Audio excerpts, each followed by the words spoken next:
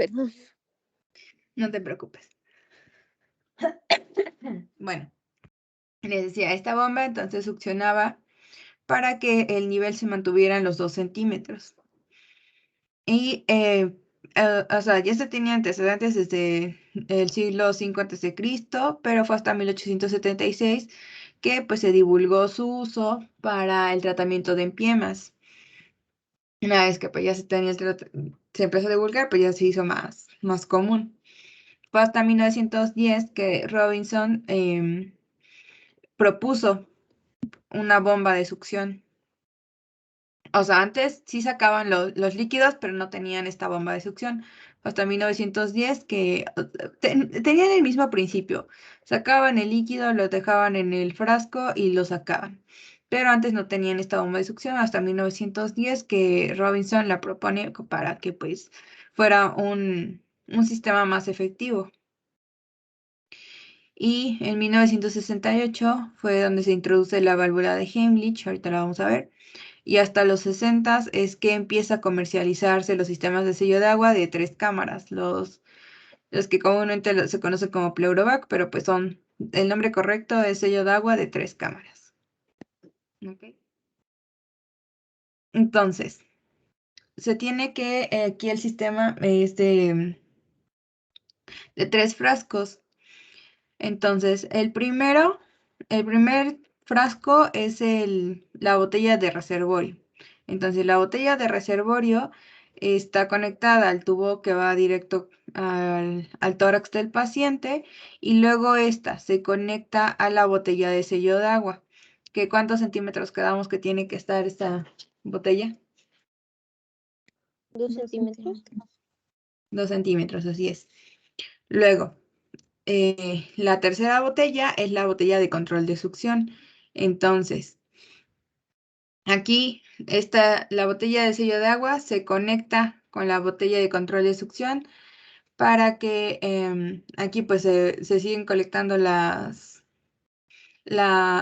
secreciones, pero aquí en este frasco ya hay una presión negativa. Con este tubo se hacía presión negativa para que pues esto estuviera en movimiento y ya se puede hacer la succión. Y entonces este es el mecanismo que tiene también pues el Pleurovac y todos los sistemas de sello de agua actuales. Entonces, tenemos al Atmos, que es igual un sistema de drenaje torácico que nos permite, pues, tiene una mayor seguridad porque pues tiene un drenaje controlado que igual contiene lo de la presión negativa y es más cómodo también para los pacientes, además de que este acorta el tiempo en el cual tienen que tener el dispositivo y pues también si ahorra el tiempo, pues ahorra la estancia hospitalaria, los costos, etcétera. También, pues mientras menos tiempo pase el paciente, menos se le está, o sea, menos se le mete al paciente a rayos X, porque pues se tiene que estar tomando rayos X para asegurarnos del nivel de hidroaéreo que pueda tener el paciente o lo que sea. Además, también le permite al paciente que se pueda movilizar, porque pues lo agarra pues, como su maletita y pues ya empieza a caminar el paciente y ya. Igual tiene, pues es muy fácil manejarlo con estos botoncitos, pero pues ya. Aquí en este lado es donde se va evaluando cuánta secreción lleva. Hasta está como graduado. Entonces aquí se dan cuenta que cuánto lleva, tiene un depósito máximo de 800 mililitros. Y igual, esto tiene un filtro que evita que pues se almacenen las bacterias y haya pues un riesgo de contaminación. Ahora, tenemos también la válvula de Heimlich, que es esta. Uno de los extremos se se conecta al paciente y entonces el otro extremo pues ya se conecta a esta bolsita colectora y ya no tienen que andar trayendo pues las válvulas, pero esto igual depende de la cantidad de volumen que tenga el paciente y pues si está disponible la válvula de Hemlich. Ahora, como les decía, esto sigue siendo un sistema de sello de agua de 3 cámaras, pero su nombre comercial es Pleurovac.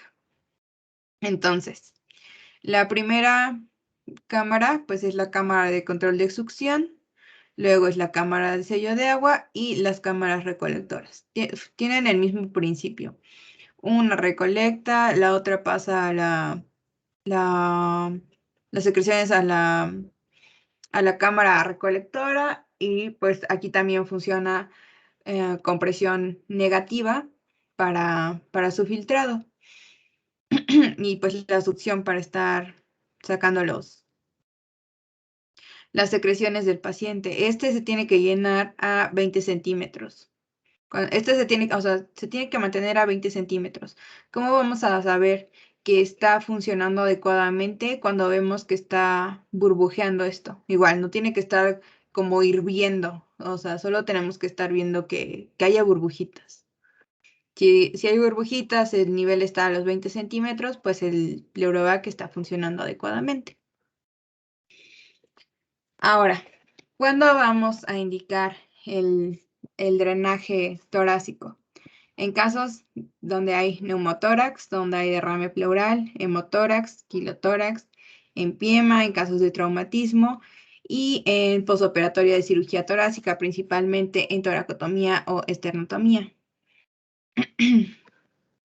Entonces, vamos a ir viendo las patologías. El neumotórax, como tal, es la presencia de aire en el espacio pleural. Esto se debe pues a la entrada de aire a la cavidad pleural con lo que puede causar pues un mayor o menor colapso del pulmón dependiendo de cuánto volumen esté entrando. ¿Ok? Entonces, ¿de cuánto es o sea, qué es el espacio pleural? Es el espacio que existe entre las dos pleuras parietal y visceral. ¿Y de cuánto es su ampliación o ajá, cuánto mide?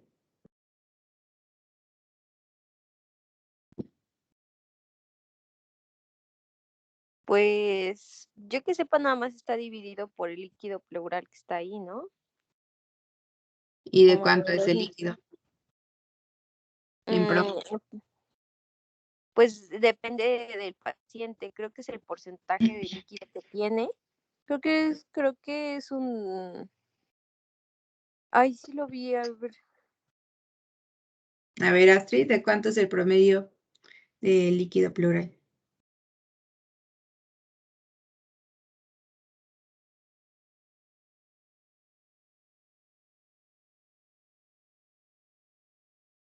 Astrid, la verdad no estoy segura, Viri. a ver, échale.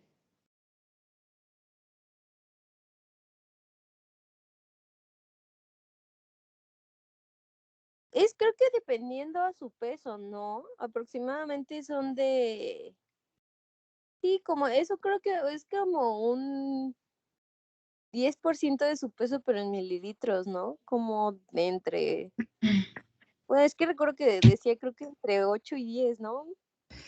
De 5 a Mililitros 15 por, mililitros. Si lo quieren sacar con base a su peso, es de 0.1 a 0.2 mililitros por kilogramo de peso corporal. ¿De cuánto es la concentración de proteínas que tiene el líquido?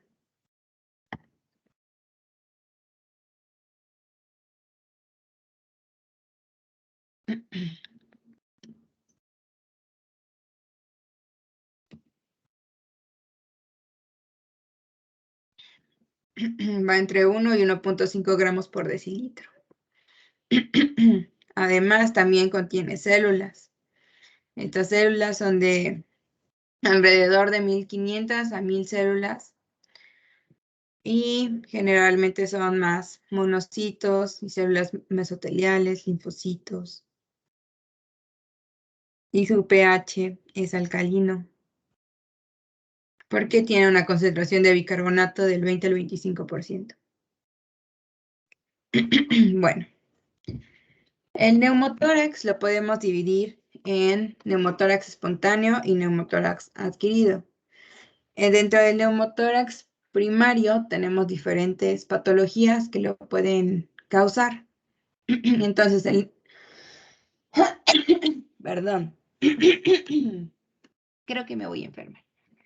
Pero bueno, el neumotórax espontáneo primario puede ser causado por bulas subpleurales apicales. ¿Saben qué son las bulas? Sí, es el atrapamiento de aire, ¿no? En una región. Así es, muy bien. Entonces, esta es de las principales causas de neumotórax espontáneo primario. Bueno, se me pasó a decirles la definición de neumotórax espontáneo. El neumotórax espontáneo es todo neumotórax que va a aparecer en ausencia de cualquier accidente traumático y heterogéneo que lo justifique. Literalmente, pues se dio porque, pues porque se dio. Esto generalmente, pues, ocurre más en pacientes que son aparentemente sanos, sin que tengan una patología pulmonar conocida. Entonces, abarca personas que van desde los 20 hasta los 40 años y generalmente estos de neumotórax y derrame pleural es más común en hombres. Obviamente el neumotórax catamenial, ahorita lo vamos a ver, pues es exclusivo de mujeres. Y bueno, entonces el neumotórax espontáneo primario generalmente por bulas subpleurales apicales. Ahora, también hay un neumotórax espontáneo secundario y en este puede que ya hubiera una patología pulmonar previa, principalmente EPOC. Ahora, en el neumotórax secundario, pues igual se presenta en personas generalmente ya de mayor edad, porque pues igual les digo, ya tienen ahí una patología pulmonar, puede ser EPOC, o todos los casos de fibrosis quística también pueden desarrollar esto. Igual, otro de los pacientes que son propensos a tener neumotórax espontáneo secundario son los pacientes con SIDA. Y esto lo favorece porque pues los pacientes con SIDA son aún más propensos a tener neumonía. Entonces esto pues favorece todo esto. Y ahora, dentro del neumotórax adquirido, puede ser iatrogénico o traumático. Entonces el iatrogénico pues obviamente va a ser en consecuencia de un procedimiento que a nivel torácico y puede ser por toracocentesis, biopsia pulmonar, también por punción pulmonar, ya les dije eso, por caterización de la vena subclavia y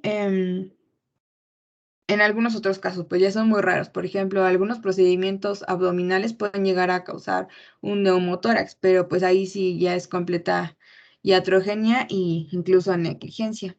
Además, otro de los que entran en iatrogénico es el neumotórax por barotrauma. Esto igual, si nosotros, de hecho, el neumotórax por barotrauma también es una de las complicaciones del derrame pleural y del drenaje. Entonces, si no se drena de forma correcta y de acuerdo a los niveles que se tienen que drenar, si drenan de más, ustedes pueden causar un barotrauma. El barotrauma, pues igual, puede ser causado en pacientes que están con ventilación mecánica y el barotrauma pues se define como la ruptura de los alvéolos como consecuencia de una sobreexpansión pulmonar. Entonces, por eso, Esto generalmente se presenta más, por ejemplo, en neumotórax a tensión. Hay que drenar al principio cierta cantidad y después de esto, pues ya se mantiene. No se puede drenar más, ahorita lo vamos a ver, de cierta cantidad, porque si no, va a haber una reexpansión del pulmón y pues le van a causar más problemas al paciente. Ahora, dentro del traumático, pues obviamente está fácil. Pues es causado por un traumatismo, ya sea abierto o cerrado. Entonces, eh, el que es abierto, pues aquí está, pues puede ser por un arma que ha penetrado el tórax y que va a permitir la entrada del aire a la cavidad y entonces lesiona también el pulmón y esto no solo va a permitir la entrada, sino que también la salida. Entonces hay un flujo de entrada y de salida.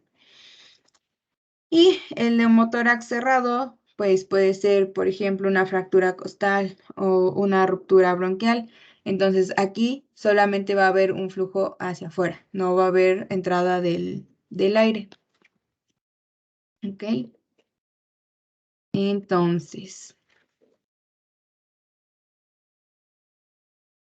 dentro de las clasificaciones de neumotórax puede estar la de neumotórax estable. También está neumotórax a tensión. Entonces, igual, hay otro tipo de neumotórax que es el neumotórax catamenial. El neumotórax catamenial es exclusivo de mujeres porque se presenta en endometriosis pulmonar. Entonces, la endometriosis pulmonar puede causar el neumotórax catamenial y tiene el mismo tratamiento. Ahora, en cuanto a su sintomatología de un neumotórax, se va a caracterizar porque hay un dolor torácico pleurítico que es de inicio agudo, va a causar disnea, puede causar otros síntomas como cefalea, hipotensión, que se desmaye el paciente, pero los principales signos de un neumotórax es el dolor torácico pleurítico que inicia de forma aguda y la disnea. Ahora, en la exploración física vamos a encontrar la tríada clásica de Caillard. Esta se caracteriza porque hay una disminución o ausencia del murmullo vesicular y hay ausencia de las vibraciones vocales. También hay una hipersonoridad o timpanismo pues, en la cavidad torácica. Esto se lo tienen que saber muy bien. Ahora, el diagnóstico pues, se va a hacer de forma radiográfica. Tenemos diferentes clasificaciones para para el neumotórax. Está la clasificación británica. La clasificación británica va a medir el neumotórax. Si este es mayor a 2 centímetros, lo va a catalogar como grande. Y si este es menor a los 2 centímetros, pues es pequeño. La clasificación americana, igual, va a medir el derrame. Si este es mayor a 3 centímetros, es grande y si es menor a 3 centímetros, es pequeño. Como estas son muy ambiguas, pues no se utilizan tanto. La que se prefiere utilizar es la clasificación argentina. La clasificación argentina nos lo va a dividir en grado 1 o leve. Este es cuando va a abarcar más, o sea, el pulmón está en su integridad más del 60%. Y el grado 2 o moderado, pues ya hay una afectación del 10 al 60%. Y en el grado 3 o severo, el pulmón, pues ya queda, o sea, su expansión pulmonar ya es de menos del 10%, ¿ok? Entonces, aquí vemos, como qué grado sería. Como sería un 60, ¿no? Ya es Como un grado 2 moderado, ¿no? un grado 2. Así es. Entonces, vamos a ver, dudas con neumotórax.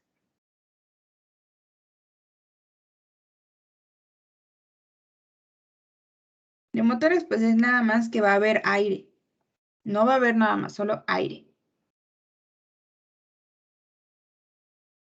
Y en el No, creo que no. y ¿Cómo? en el neumotórax catamenial, ese porque literalmente el endometrio va a lesionar, por ejemplo, alguna estructura que comprometa, por ejemplo, la entrada, bueno, que comprometa el pulmón, literalmente la entrada de aire, como, digamos, como uno cerrado, así sería, más o menos. Más o menos. De hecho, se cataloga dentro de un neumotórax espontáneo secundario, porque pues causa el colapso del pulmón y este generalmente se presenta en, pues, cuando las mujeres ya van a menstruar, específicamente máximo 72 horas antes o después de que se da la menstruación. Pero pues son casos pues raros y no está como, su patología no está todavía bien definida, pero pues se trata o sea, es causado por una endometriosis pulmonar. Y te digo, causa un neumotórax espontáneo secundario. Gracias, Viri. Sí, Pi. ¿Algo más?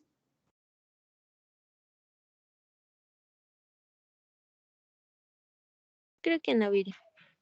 No, Viri. Ok, entonces, vamos con el derrame pleural.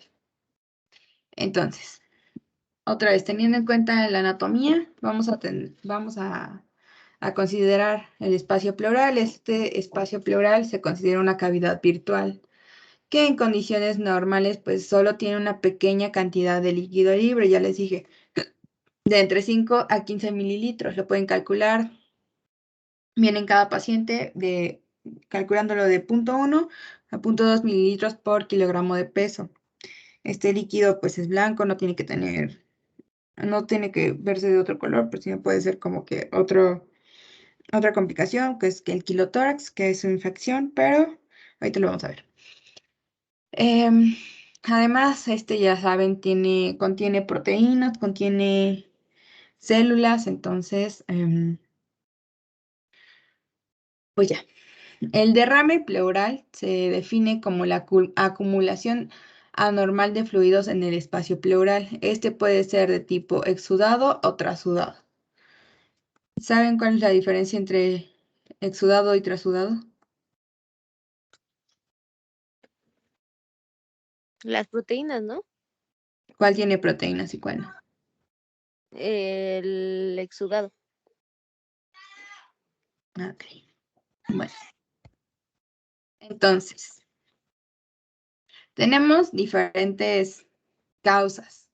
Entonces, para el derrame pleural de tipo trasudado, las causas más frecuentes es una falla ventricular izquierda, cirrosis hepática, hipoalbuminemia, diálisis peritoneal.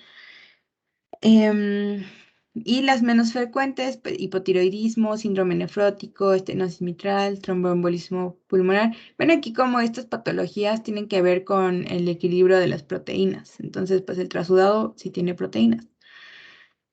Y para el caso del exudado, las causas más frecuentes son la malignidad, derrame paraneumático, tuberculosis y las menos frecuentes, un infarto pulmonar, artritis reumatoide, enfermedades autoinmunes, pancreatitis, síndrome postinfarto agudo de miocardio.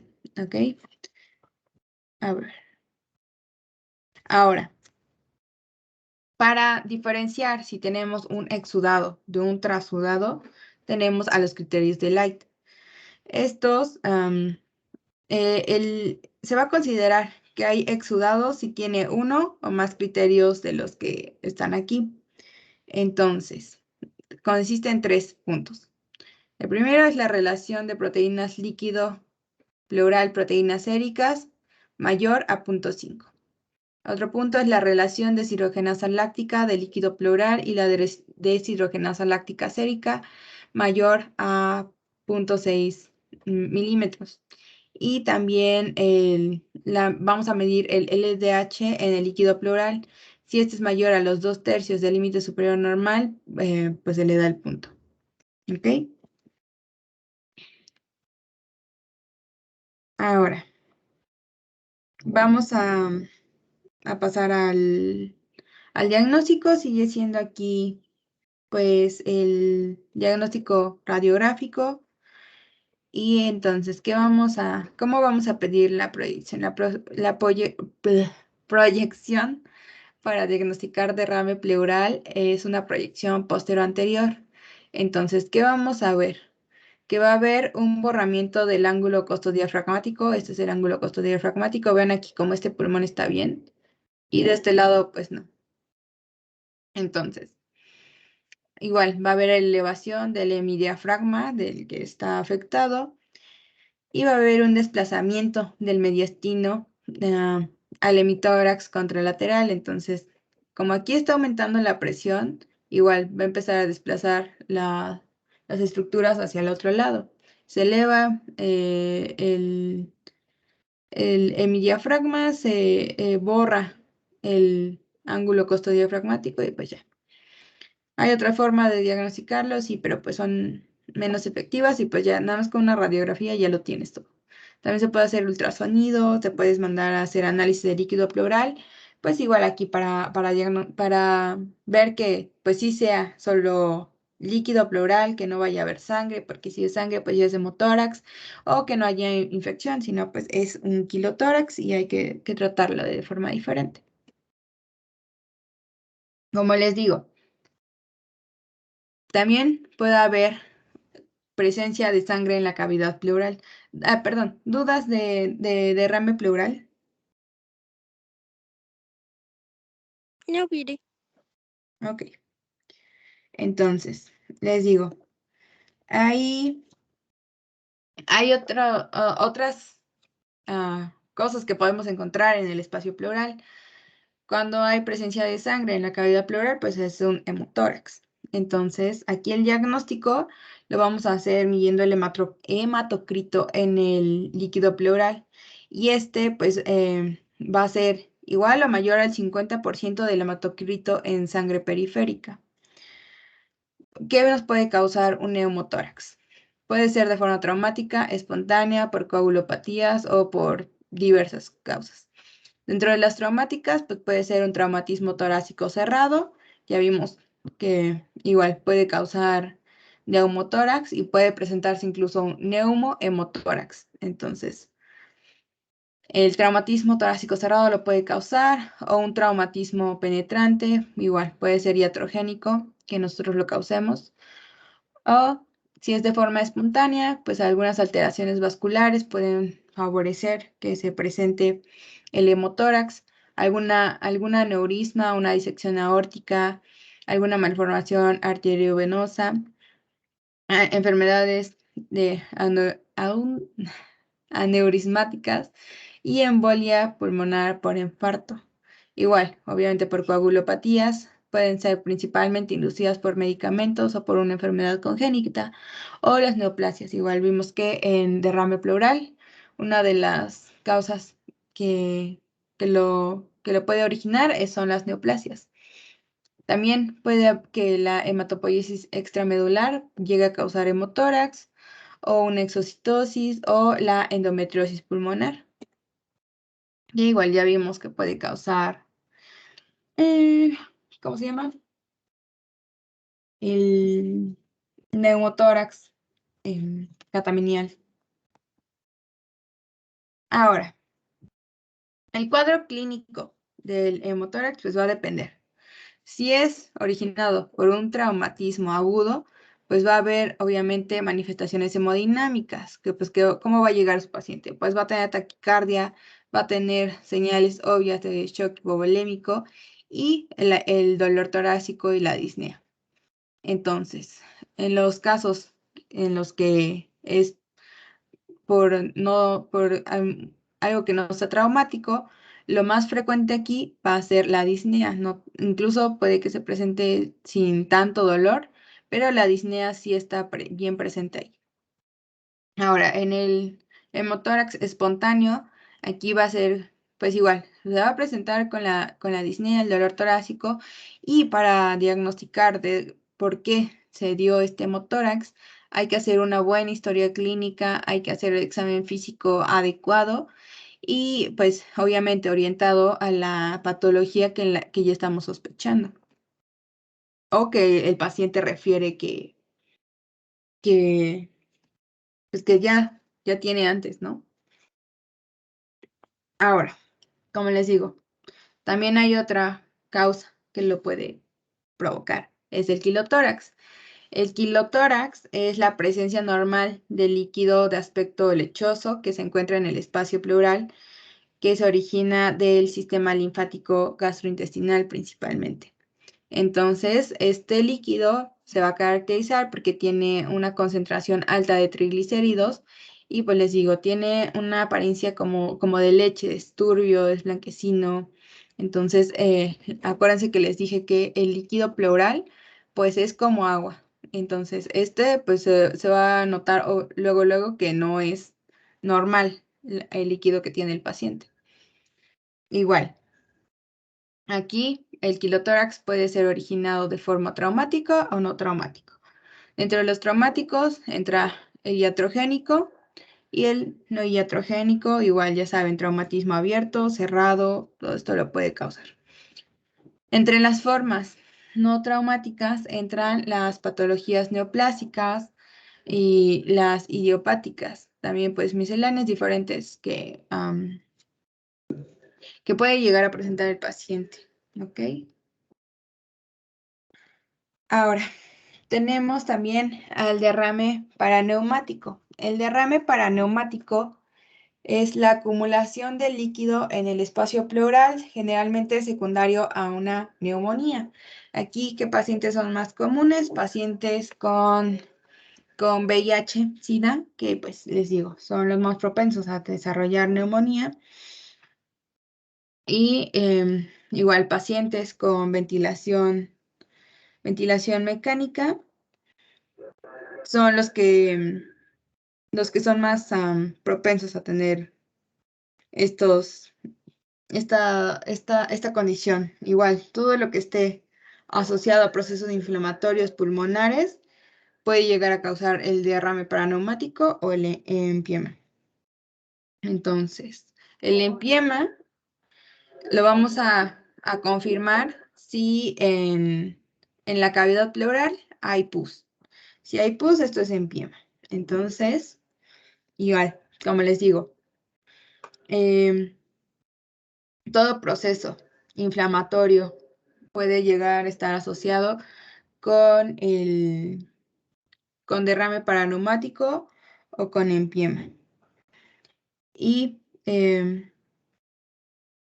ahora, tenemos aquí esta tablita que son las fases y las características de la formación del derrame paraneumático y el empiema. Entonces, tenemos el factor desencadenante. Les digo, el más frecuente aquí es la neumonía.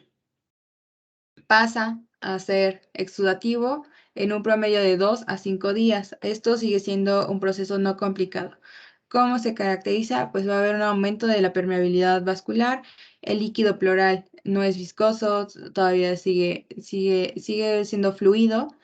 Si lo ponemos en un cultivo, este va a ser negativo, tiene glucosa, pH y LDH normal.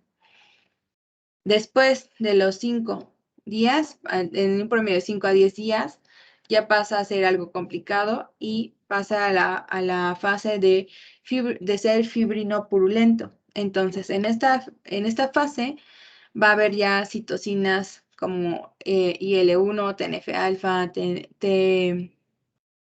TGF-beta, que son citocinas proinflamatorias.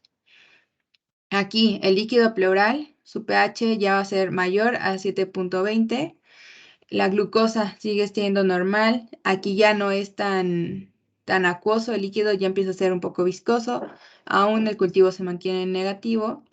Y la concentración de LDH ya va a ser mayor a 3 veces de lo que hay en la circulación. Si dejamos avanzar esto, puede llegar a desarrollarse el empiema. Esto se desarrolla en un promedio de los 10 a los 21 días después de que se dio el factor desencadenante. Entonces, se va a caracterizar porque ya va a haber aquí fibrosis y ya aquí va a haber una fase donde se presentan pues, las membranas que están ricas en fibrina y van a empezar a proliferar los fibroblastos. Entonces se va a formar como una corteza fibrosa intrapleural y esto va a obstruir el movimiento.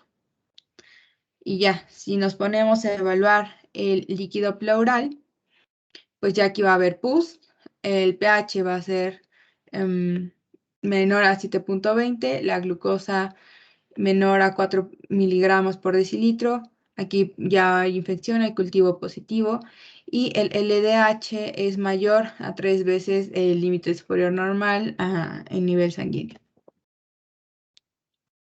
¿Dudas con eso?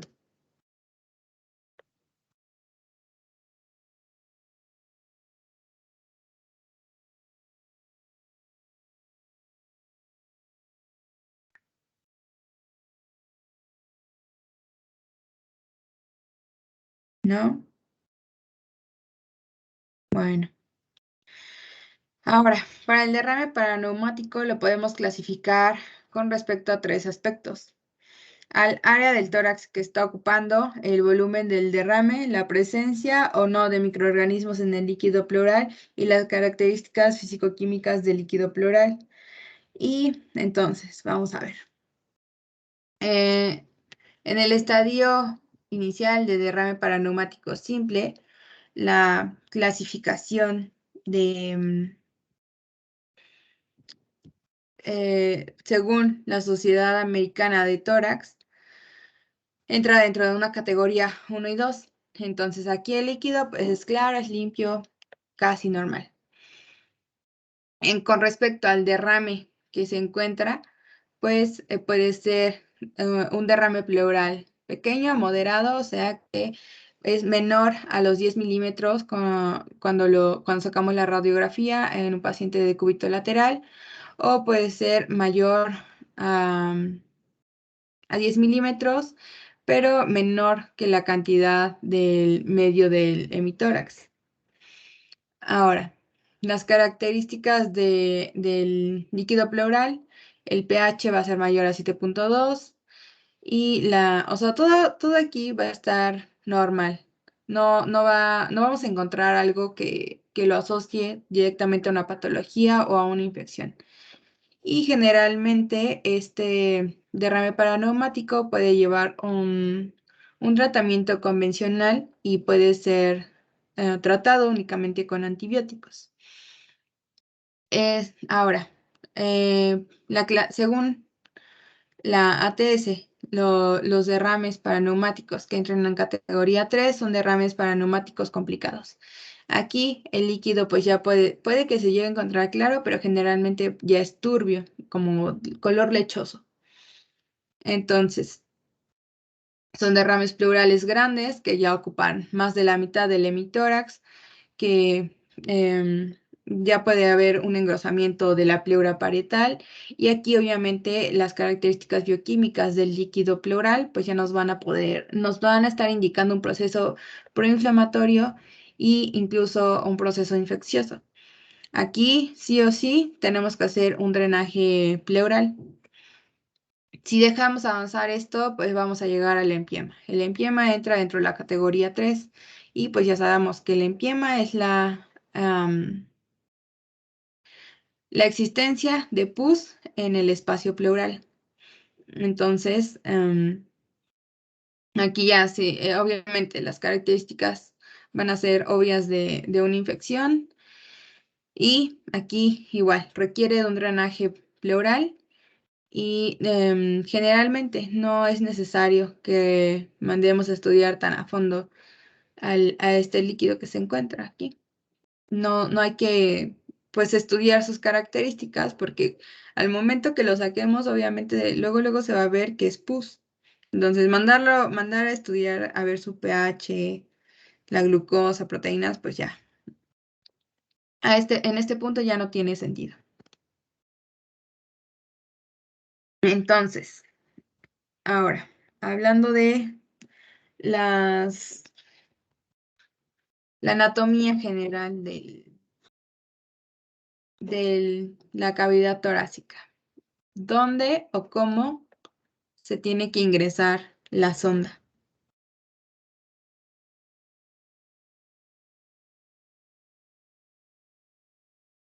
¿Y por qué?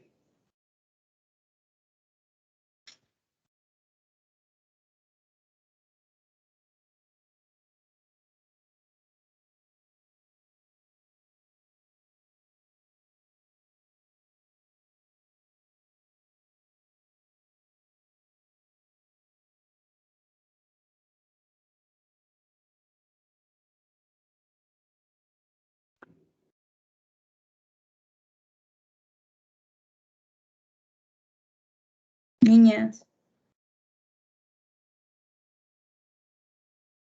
Muchos de los artículos decían que dentro de la cuarta y quinta espacio intercostal, decía sobre el borde superior de la sexta costilla, en la línea, pero lo que me confundí es que unos decían línea paraesternal y otros decían línea axilar anterior, y por eso... Línea media axilar. Es en la línea media axilar. ¿Pero por Yo qué encontré tenemos que ingresarlo ahí? Aquí vemos el paquete ¿eh? por el paquete nerviovascular. Ajá, ¿cómo pasa ese paquete? Pasa por arriba, no, sí, por arriba, ¿no? No, tú dime. Sí, por arriba. Entonces, ahora, si ya sabes por dónde pasa, descríbeme dónde tenemos que ingresar. Pues se supone que, bueno, según el triángulo de seguridad sería como dijiste, ¿no? En el borde lateral, no, es el borde, sí, el borde lateral del pectoral mayor, ¿no? Y ya después el borde posterior del dorsal ancho. Y ya sería por abajo de la cuarta, ¿no? De la cuarta o quinta costilla. Creo que depende igual de dónde se localice el problema, ¿no? Creo que Sí, algunas personas dicen que si es aire, como se va para arriba el aire, creo que recomiendan que sea un poquito más anterior y lateral, ¿no? así Y, es. ujú. Ay, se me pasó mencionarles cómo es que vamos a hacer en casos que haya neumotórax, atención. En los casos de neumotórax, atención, no hay contraindicaciones para realizar el drenaje. Sin embargo, hay que tener cuidado con el edema por reexpansión. Pues si se hace una reexpansión brusca del pulmón, ¿cómo vamos a evitar eso? Para evitar eso se tiene que drenar 300 mililitros por hora, no más de 500 mililitros por hora, porque si no esto va a hacer que el pulmón se expanda de forma brusca y pues no. Ahora sí, vamos a ver ya lo de a ver. Mira, también nos hacía más abajo por el riesgo de perforar el diafragma, ¿no? Así es. Entonces, vamos a ver ya lo del procedimiento. Pues para el procedimiento se tiene que hacer con una técnica aséptica, entonces hay que utilizar guantes, campos, gases estériles, el antiséptico para la piel, el anestésico local, la hoja de bisturí, unas pinzas Penn Rochester, una sonda y el sistema de sello de agua o la válvula de Heimlich. ¿Cómo vamos a elegir la sonda? Tenemos sondas para drenaje de pequeño calibre. Dentro de estas entran de 8 a 14 French. A ver, creo que aquí está. Y drenajes de mediano calibre entran los de 16 a 24 French. Y ya, drenajes de gran calibre, pues debemos utilizar una sonda que sea mayor a los 24 French, ¿ok? Y pues esto depende de qué vamos a aspirar y cuánto vamos a aspirar. Si vamos a aspirar, pues no vamos a agarrar un drenaje de pequeño calibre porque eso se nos va a taponear y pues ya, no va a pasar. Entonces, para saber dónde colocar la sonda, hay que tener en cuenta el triángulo de seguridad. El triángulo de seguridad está limitado en la parte anterior por el músculo dorsal ancho, en la parte lateral va a estar limitado por el músculo pectoral mayor y una línea imaginaria que va a estar encima de del pezón. Entonces, encima del pezón y con el vértice de la axila. Entonces viene más o menos para acá. A ver, creo que se los puse. Ah, aquí está. Entonces, está aquí. Este triángulo es el triángulo de seguridad. Aquí es donde vamos a tener en cuenta esto. ¿Ok? Como bien lo decían, en casos de que haya un derrame pleural, la punción se tiene que hacer en la línea axilar posterior.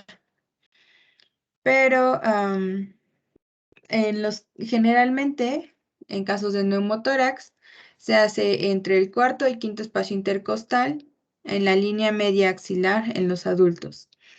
Y en los pediátricos se hace en el segundo espacio intercostal en la línea media clavicular para los pediátricos, ¿ok?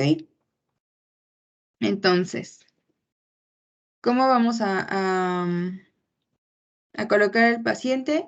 Lo podemos colocar, si está en cama y no se puede levantar, lo colocamos de lado y exponiendo el lado en el cual vamos a introducir el tubo, pero de preferencia lo podemos poner en un sentado y que se recargue en una mesa para que pues nos permita ya tener el acceso a esta cavidad. Ahora, ¿qué vamos a hacer una vez que ya obviamente hicieron la asepsia, ya anestesiaron? Vamos a hacer una incisión con el bisturí de una incisión pequeña, más o menos de 2 centímetros, debajo del sitio de donde elegimos a donde va a entrar el tubo, pues. Luego, ahora, con unas pinzas Kelly vamos a divulsionar el músculo. ¿Qué significa esto? Las introducimos y le vamos a ir abriendo y abriendo para poder separar las fibras de los músculos y poder ya ingresar. Ahora, una vez que ya tenemos como que el acceso aquí, o sea, ya el bisturí abrió esta capa. Con las pinzas Kelly divulsionamos este espacio, son los músculos. Una vez que ya lo hicimos, hay que hacer la tunelización.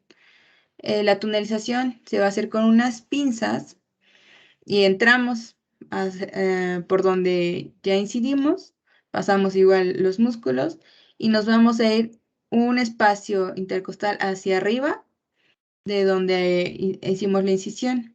Entonces, eso se llama tunelización y es junto al borde superior de la costilla inferior. ¿Ok?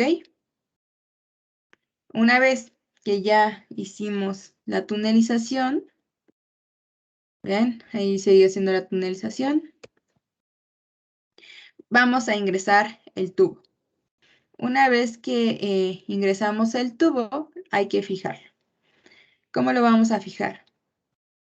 Se va a hacer unos puntos de sutura laterales y ya después con los cabos de sutura le vamos a ir haciendo como bailarina de ballet para fijarlo. Así, ¿sí ven cómo va para acá, para allá, para acá, para allá? Y ya. Sí. Y así es como fijamos el tubo. Igual, hay algunos que ya no recomiendan que se ponga una sutura alrededor del tubo porque puede causar necrosis de la piel que lo rodea. Entonces, puede que se haga una transfricción del tubo. ¿Eso qué significa? Que van a sostener aquí nada más, ahí. Aquí así y aquí así. Y entonces ya nada más va a quedar un punto aquí. Y ya lo que sobra, pues se le sigue haciendo como bailarina de ballet. Ahí.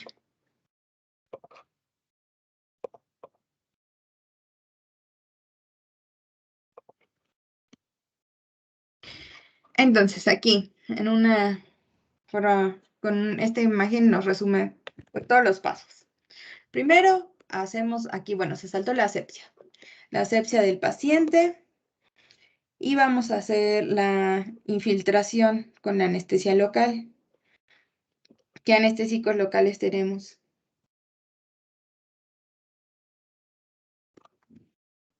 Lidocaína, bupivacaína, empieza con M. Mevivacaína, creo, algo así es la que había escuchado. Ay. Pero por lo general es lidocaína, ¿no? La que aplican. Sí. Ahora, para esto también se puede utilizar mepivacaína al 1%. Entonces, con una aguja subdérmica vamos a ir pues, ingresando el antiséptico para infiltrar los músculos hasta la pleura parietal. Entonces, pues ya, una vez que ya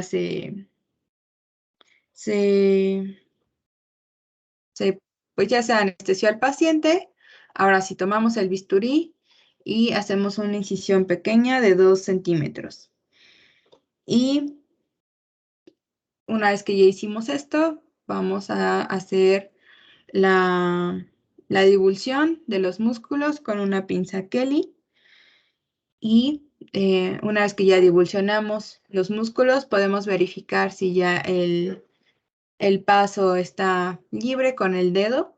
Y después de verificar esto, hacemos la tunelización para que después de hacer la tunelización podamos ingresar el tubo. Aquí se está pinzando.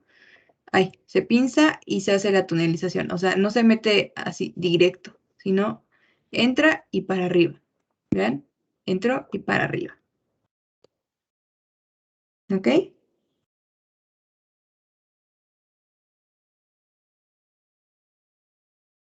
Chiviri. Ok. Ahora, pues eso es todo el procedimiento de realizar el drenaje. O sea, para el drenaje. Entonces, es lo que les digo, es realmente sencillo. Lo único que tienen que tener en cuenta, pues, es el triángulo de seguridad. A qué nivel de espacio intercostal lo van a hacer, si es que tienen, dependiendo de la patología que tengan. Ahora, hay que tener ciertos cuidados, obviamente, del sistema de drenaje. El primero es prevenir el edema exvacuo. Entonces, una vez que ya se colocó el drenaje torácico, hay que estar vigilando que no haya una salida excesiva del drenaje. Entonces, como les digo, si hay una evacuación rápida del líquido, pues esto va a provocar que haya un edema pulmonar unilateral. Entonces, esto pues es el edema de reexpansión o exvacuo. Entonces, si vemos que esto está pasando, hay que pinzar el tubo. Y les digo, lo adecuado es drenar 300 mililitros por hora y no sobrepasar los 500 mililitros por hora.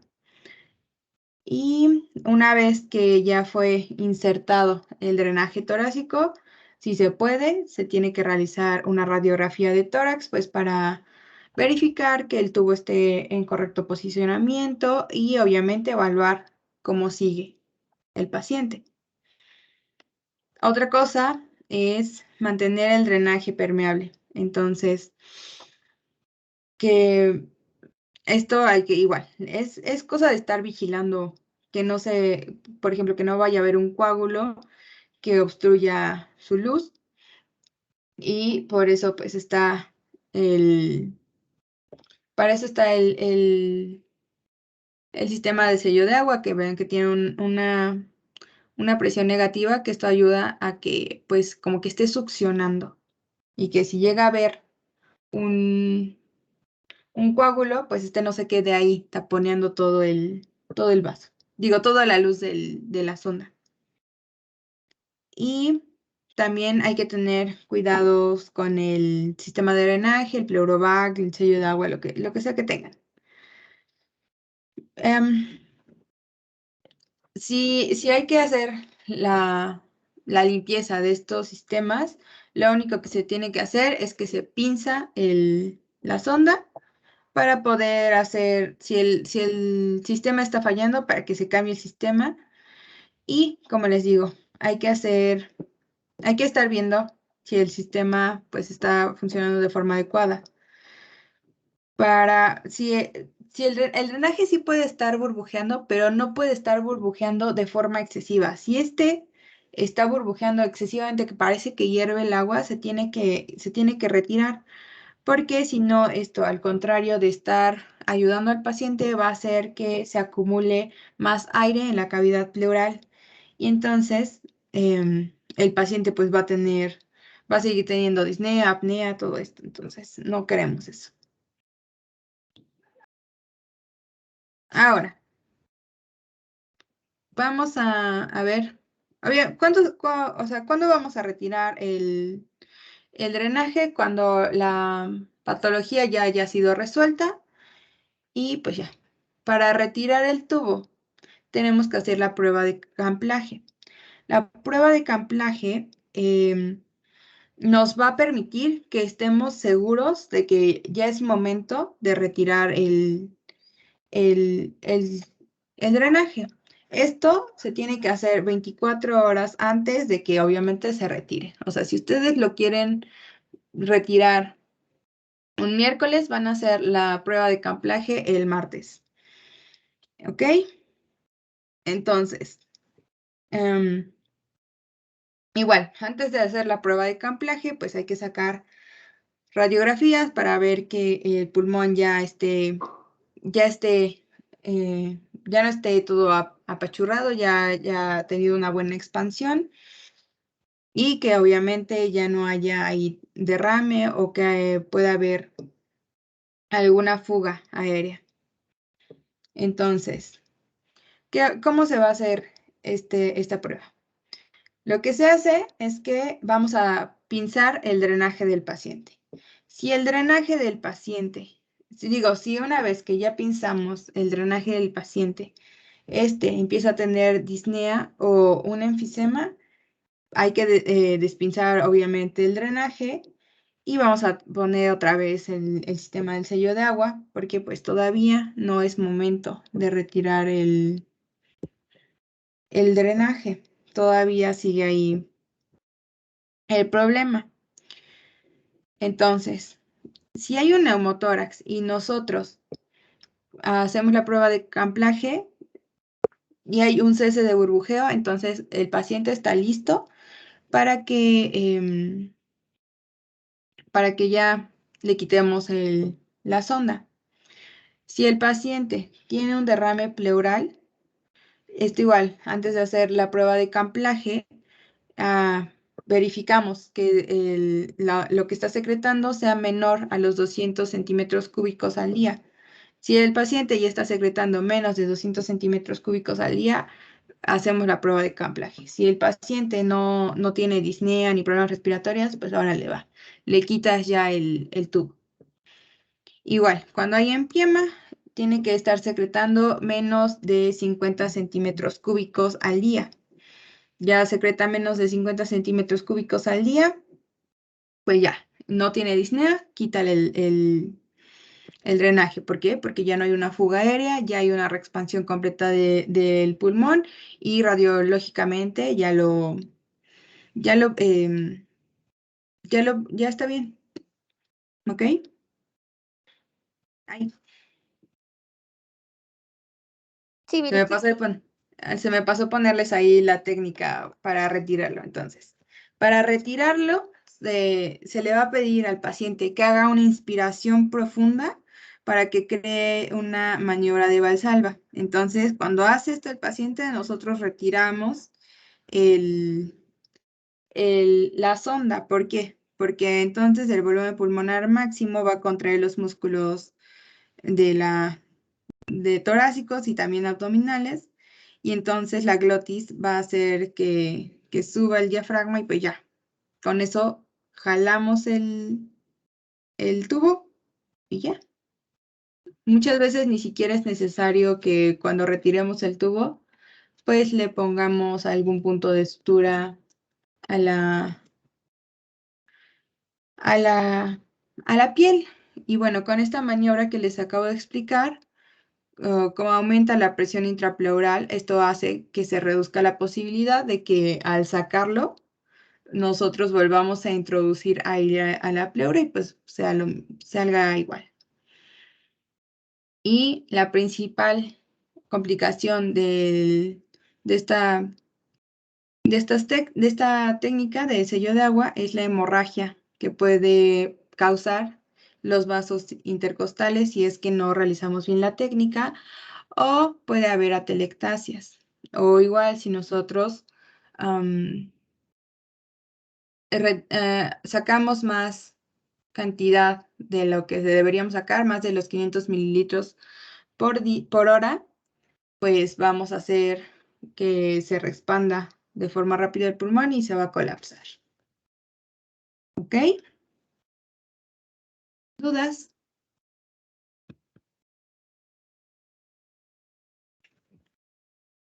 No es una duda per se en el tema, pero es que había visto que, por ejemplo, en caso de neumotórax, a veces cuando te daban la radiografía, a ver, espérame, si quieres detengo la grabación.